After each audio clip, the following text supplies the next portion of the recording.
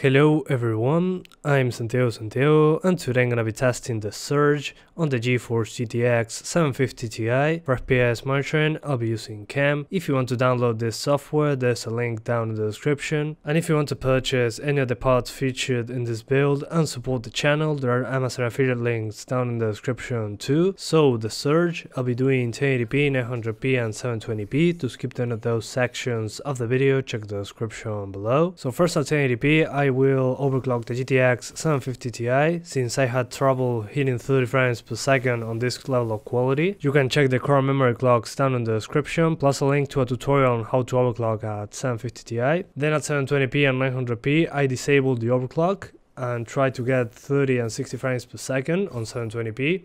And on 900p I only targeted 30, and I kept textures on high since on very high it went over the VRAM limit, and that caused some stutters every now and then when going into new areas, so I recommend sticking to high textures. So the first thing that I will lower in the options menu if you want better performance is screen space reflections. Then the other one that I will lower is shadow quality.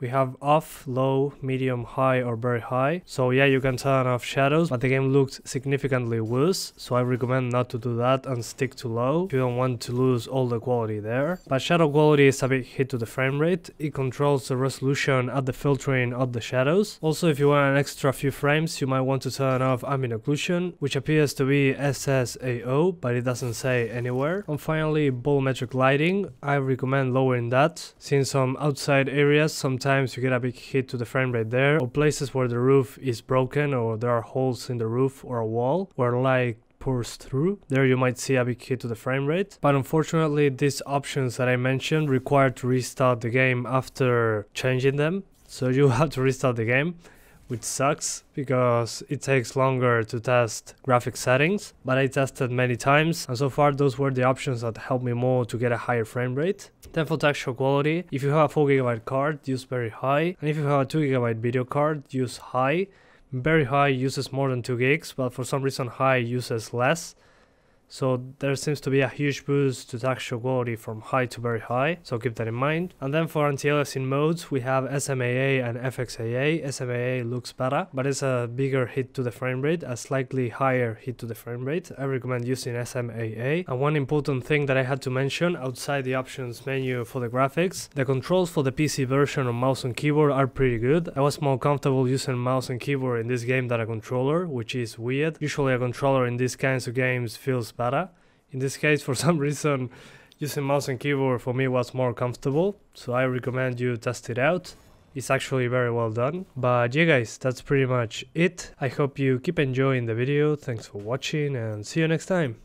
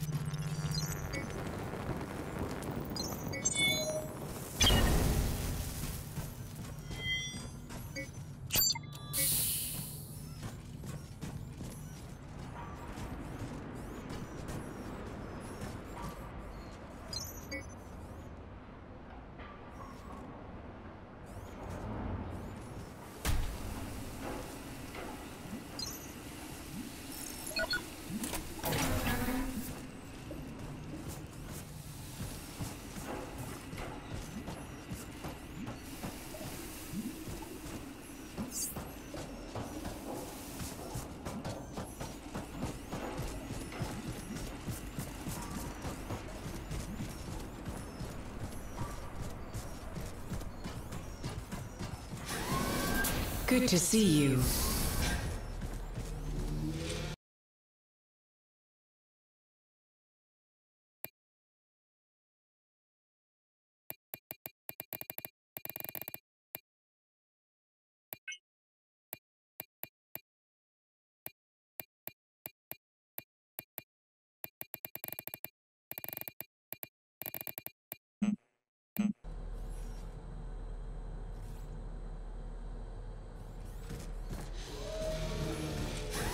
Happy to help.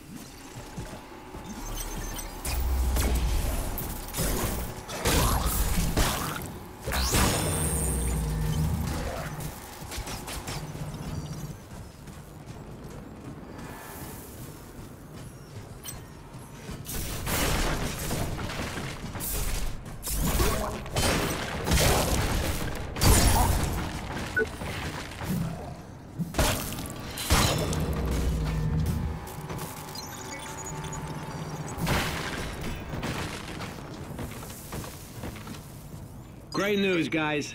We finally got the new gear assembly unit down here. And not a moment too soon. The old one was spitting out worse trash than what you put in. For now, though, you'll have to manually unlock the schematics on your local accounts, at least until they update the interface. The rest is business as usual. You know, pick what you need, make sure you got the proper materials, and hit OK.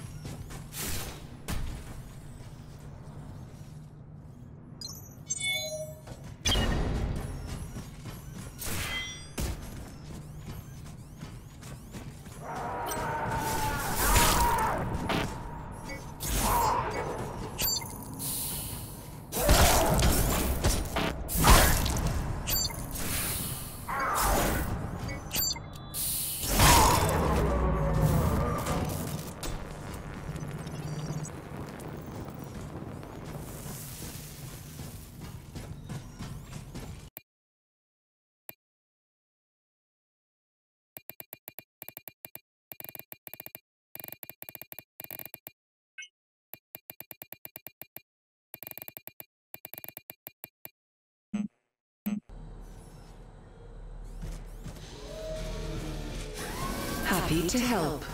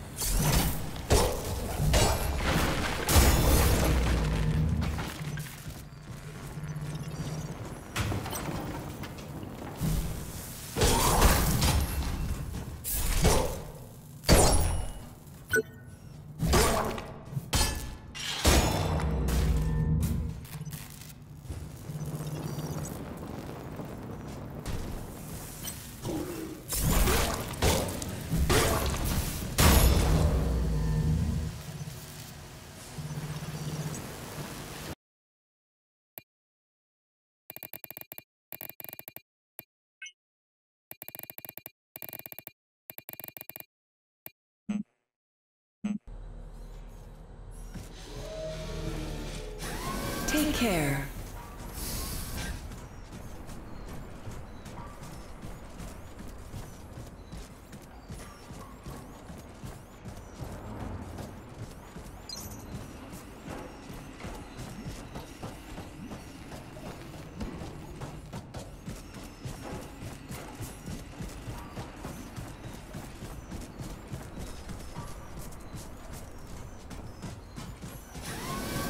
Hello.